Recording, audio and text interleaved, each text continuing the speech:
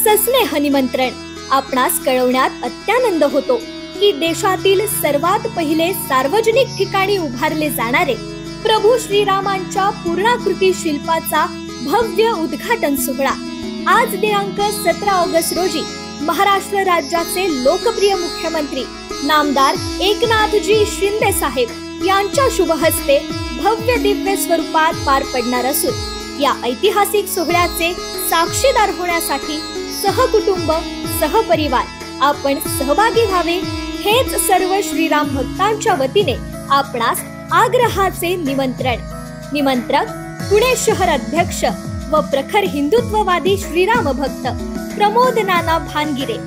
वेळ आज दिनांक 17 ऑगस्ट रोजी सायंकाळी ठीक 6 वाजता। स्थळ श्रीराम चौक, हांडेवाडी रोड, हडपसर।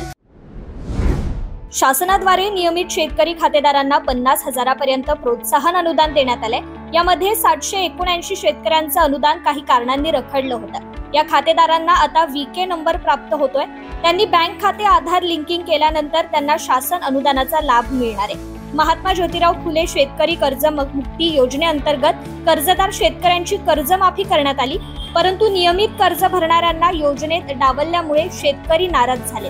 अशा शेतकऱ्यांना 50,000 पर्यंत प्रोत्साहन अनुदान देण्याची घोषणा शासनाद्वारे करण्यात आली आहे आणि 3 पैकी 2 वर्ष मुदतीत कर्ज भरणा करणाऱ्या 17,842 नियमित शेतकऱ्यांना आतापर्यंत 81.25 कोटींचा लाभ देण्यात आलाय।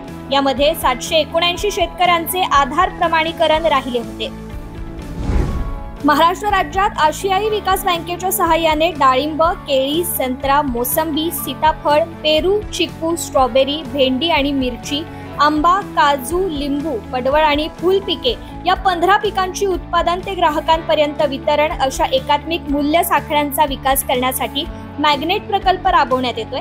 या प्रकल्पासाठी आतापर्यंत 416.71 कोटी रुपये निधी वितरित करण्यात आलाय। यामध्ये शेतकरी उत्पादक संस्था, निर्यातदार, प्रक्रियादार, संघटित किरकोळ विक्रेते, कृषी व्यवसाय करणारे, लघु आणि मध्यम उद्योजक, वित्तीय संस्था, स्वयंसहाय्यता समूह यांचा सहभाग आहे। बीडच्या अंबाजोगाई तालुक्यातील घाटनांदूर शिवारात अतिपावसामुळे शेतकऱ्यांच्या मूग पिकाचं अतोनात नुकसान झालं असून पावसामुळे मुगाचं पीक हे अक्षरशः कोलमडून पडल्याची स्थिती आहे। हातचं पीक जात असल्याने शेतकरी हवालदिल झाले असून याबाबत शासनाने तातडीने मदत करावी अशी मागणी शेतकऱ्यांकडून होतीये। या परिसरात वारा आणि पावसामुळे मूग तसेच गवारीचं मोठं नुकसान झालंय।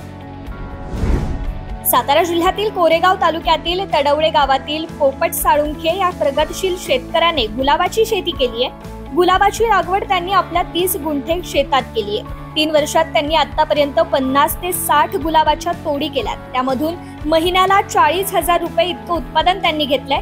या गुलाबाचा तोडा 2 दिवसांनंतर करण्यात येतो। एका वेळीच्या तोड्यामध्ये 40 ते 50 किलो गुलाबाची तोडणी होते। राज्यातील शेतकऱ्यांना आता सिंचन विहिरीसाठी अधिकचं अनुदान मिळणार आहे। या योजनेअंतर्गत पूर्वी सिंचन विहिरीसाठी 4 लाख रुपयांपर्यंतचं अनुदान दिलं जात होतं, मात्र आता अनुदानाची ही मर्यादा वाढवण्यात आली आहे। शासनाच्या या महत्वाकांक्षी योजनेअंतर्गत दिल्या जाणाऱ्या अनुदानात 1 लाख रुपयांची वाढ झाली आहे। म्हणजेच आता महात्मा गांधी राष्ट्रीय ग्रामीण रोजगार हमी योजनेअंतर्गत सिंचन विहिरीसाठी 5 लाख रुपयांचं अनुदान मिळणार आहे। अहमदनगर मधील श्रीरामपूर तालुक्यातील आकारी पडीक जमीन मूळ मालकांना परत करण्याकरिता सीलिंग कायद्यात दुरुस्तीची अधिसूचना काढण्यासाठी मुंबई उच्च न्यायालयाच्या औरंगाबाद खंडपीठाचे न्यायाधीश रवींद्र घुगे आणि न्यायाधीश YG खोब्रागडे यांनी राज्य शासनास 2 महिन्यांचा अवधी दिलाय। परिणामी श्रीरामपूर तालुक्यातील वडाळा महादेव, मुठे वाडगाव, माळ वाडगाव, खानापूर, ब्राह्मणगाव, शिरसगाव, उंदीरगाव, निमगाव आणि खैरी या गावातील 7,377 एकर आकारी पडीक जमीन मूळ मालकांना परत मिळण्याचा मार्ग मोकळा झालाय।